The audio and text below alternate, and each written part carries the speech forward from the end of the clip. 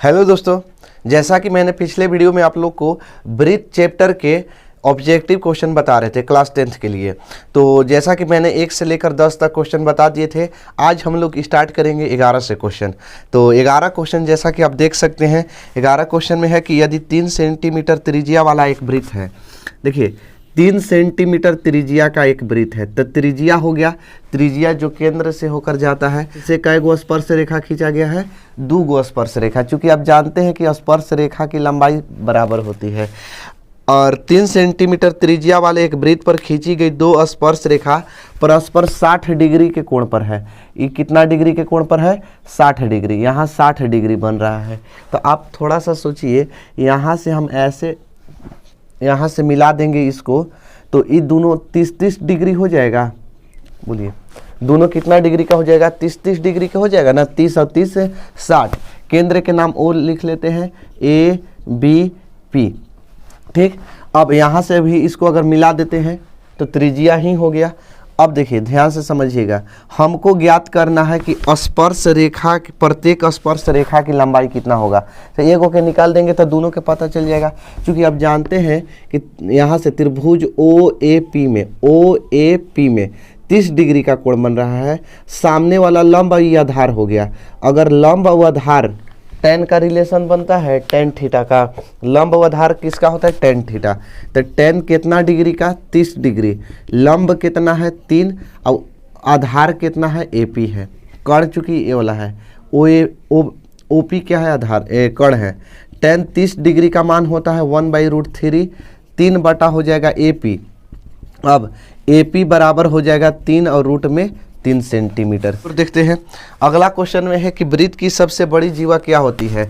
हम बताए थे आपको पिछली वीडियो में। अगर आप अभी तक उस वीडियो को नहीं देखे हैं तो जाकर आप देख सकते हैं, डिस्क्रिप्शन में लिंक दे दी जाएगी।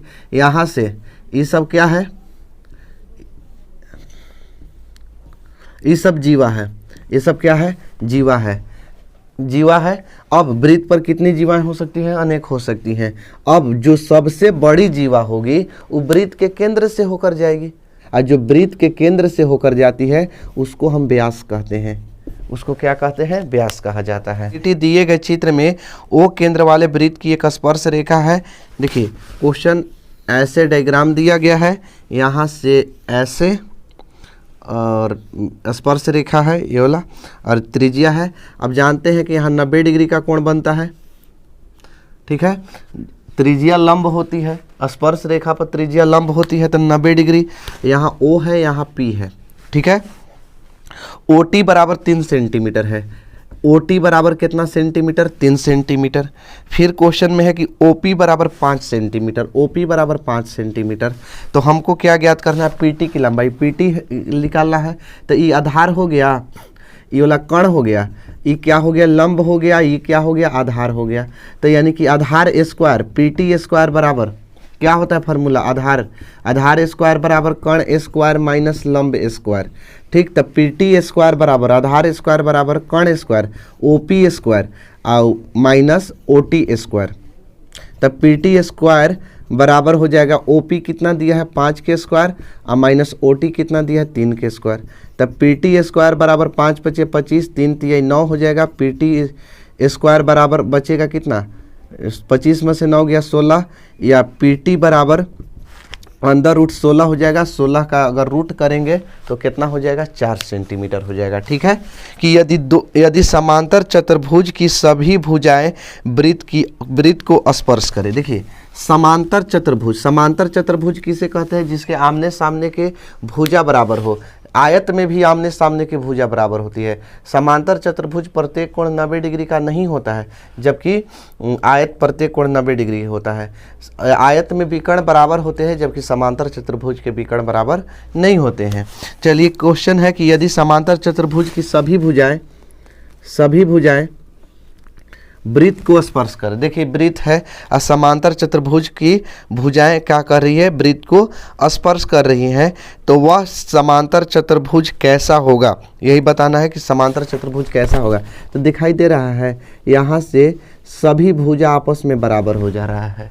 वृत्त को अगर स्पर्श कर रहा है तो सभी भुजा आपस में क्या है, बराबर हो जा रहा है। जब हम आपको प्रमेय सिद्ध करवाएंगे इसके बारे में तो आपको सिद्ध करवा देंगे, क्योंकि सभी भुजाएं आपस में क्या हो जा रहा है, बराबर हो जा रहा है। अब बराबर हो जा रहा है तो ये क्या कह सकते हैं कि यह समचतुर्भुज होगा, समचतुर्भुज हो जाएगा। ठीक है, अगला क्वेश्चन की ओर देखा जाए।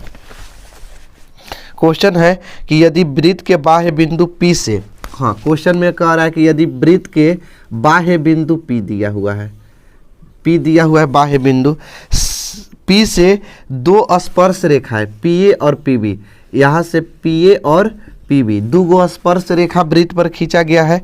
अब क्वेश्चन में है कि PA और PB खींची गई है, PA बराबर 6 सेंटीमीटर, तब PB कितना होगा। PA 6 सेंटीमीटर है तब PB, चूँकि हम बताए हैं कि स्पर्श रेखा की लंबाइयाँ बराबर होती है, तो जब PA 6 सेंटीमीटर है तो PB भी कितना होगा, 6 सेंटीमीटर। अब लिख सकते हैं, चाहे लिखवा दिए हैं, अब देख सकते हैं कि बाह्य बिंदु से वृत्त पर खींची गई स्पर्श रेखा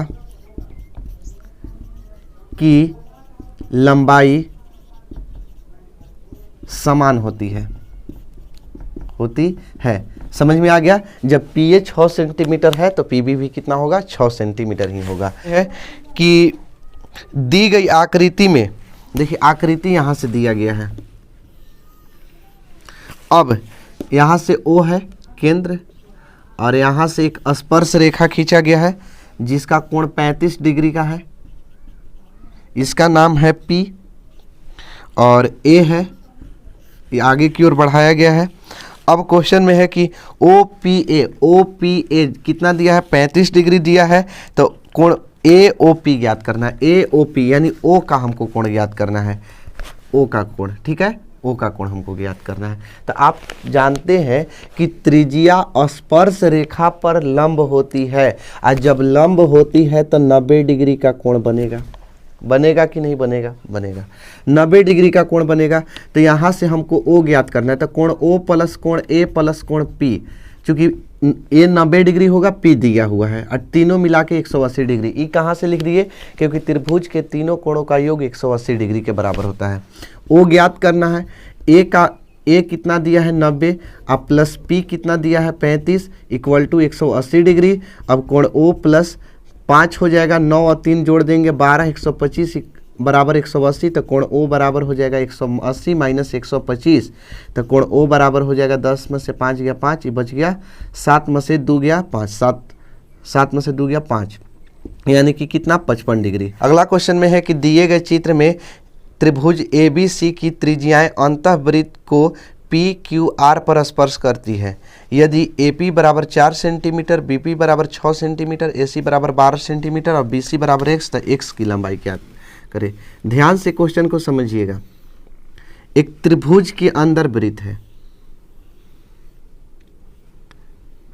सॉरी डायग्राम उतना अच्छा नहीं बन रहा है, तो एक त्रिभुज के अंदर क्या है, एक वृत्त है, और वृत्त यहाँ से देखिए नाम दिया गया है A B C, और यहाँ का पॉइंट का नाम है P, और यहाँ है Q और यहाँ है R, ठीक। और इसमें दिया है AP, देखिए AP दिया है कितना 4 सेंटीमीटर, और दिया हुआ है BP बराबर 6 सेंटीमीटर, और AC दिया हुआ है, AC कहाँ है, यहाँ से यहाँ तक है AC दिया है 12 सेंटीमीटर, अब BC बराबर दिया हुआ है x।